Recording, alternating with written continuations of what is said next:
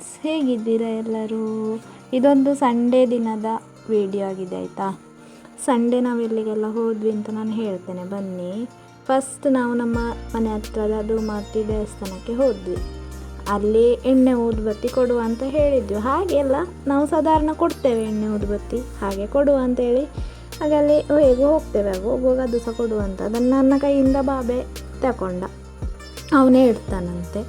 ಆಯಿತು ಸರಿ, ನಡೀಲಿ, ಯಾರು ಇಟ್ಟರೇನು, ದೇವರಿಗೆ ಸಿಕ್ಕಿದ್ರೆ ಸಾಕು ಅಲ್ವಾ.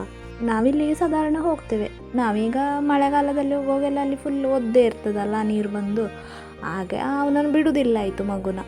ಇವತ್ತು ನೀರಿಲ್ಲ ಅಂತೇಳಿ ಅವನನ್ನು ಬಿಟ್ವಿ. ಅವನಿಗಂತೂ ಭಾರಿ ಖುಷಿ ಆಯಿತು.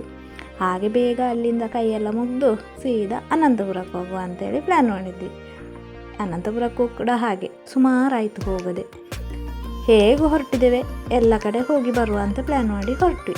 ನಾನು ಇದರೆಡೆಗೆ ನಮ್ಮ ಮನೆ ಹತ್ತಿರ ಇರುವವರ ಜೊತೆ ಮಾತಾಡ್ತಿರುವಾಗ ಅವರು ಹೇಳಿದರು, ಅನಂತಪುರಕ್ಕೆ ಹೋಗಿದ್ರು, ಅನಂತಪುರದಲ್ಲಿ ಫುಲ್ಲು ಶೀಟ್ ಹಾಕ್ತಿದ್ದಾರಲ್ಲ ಅಂತೇಳಿ. ಹಾಗೆ ನಾನು ಆಗಲೇ ಪ್ಲ್ಯಾನ್ ಮಾಡಿದ್ದೆ, ಹೋಗಬೇಕು ಒಂದು ದಿನ, ಶೀಟ್ ಹಾಕ್ತಿದ್ದಾರಂತಲ್ಲ, ನೋಡಬೇಕು ಹೇಗೆಲ್ಲ ಆಗಿದೆ ಅಂತೇಳಿ. ಸಂಡೇ ಹೋದಲ್ಲ, ಭಯಂಕರ ರಶ್, ಭಯಂಕರ ಜನ ಅಂತೇಳಿದರೆ ತುಂಬ ಜನ. ಕಳೆದ ಸರ್ತಿ ಹೋಗಿ ನಮಗೆ ಬಬ್ಬಿಯನ್ನು ನೋಡಲಿಕ್ಕೆ ಸಿಗಲಿಲ್ಲ. ಕಂಡಿದ್ದೇವೆ ನಾವು, ಅಂದರೆ ಅಲ್ಲಿ ಒಂದು ಗುಹೆ ಉಂಟು, ಅದರೊಳಗೆ ತಲೆ ಮಾತ್ರ ಕಾಣ್ತಿತ್ತು.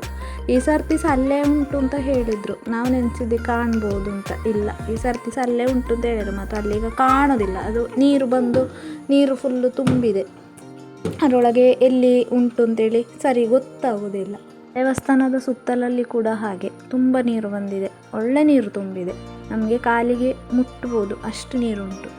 ಅದರಲ್ಲಿ ಕೂಡ ಹಾಗೆ ತುಂಬ ಮೀನು ಅದೆಲ್ಲ ಕಾಣುವಾಗ ಭಾರಿ ಖುಷಿ ಆಗ್ತದೆ, ಕಣ್ಣಿಗಾದರೂ ಮನಸ್ಸಿಗಾದರೂ. ಈ ಸರ್ತಿ ಕೂಡ ಬಬ್ಬಿಯನ್ನು ಕಾಣ್ಬೋದು ಅಂತ ಹೇಳೋ ಒಂದು ಆಸೆ ಕೂಡ ಇಲ್ಲ, ಅದು ಕೂಡ ಹೋಯಿತು. ಬಬ್ಬಿಯನ್ನು ಕಾಣಲಿಕ್ಕೆ ಸಿಕ್ಕಲಿಲ್ಲ. ಸುಮಾರು ಹೊತ್ತಲ್ಲಿ ನಿಂತ್ವಿ, ಬರಲಿಲ್ಲ.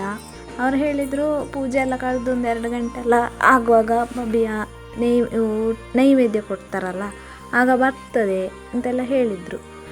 ನಾವಲ್ಲಿ ತುಂಬ ಹೊತ್ತು ನಿಂತ್ವಿ, ನಮಗೆ ಕಾಣಲಿಲ್ಲ.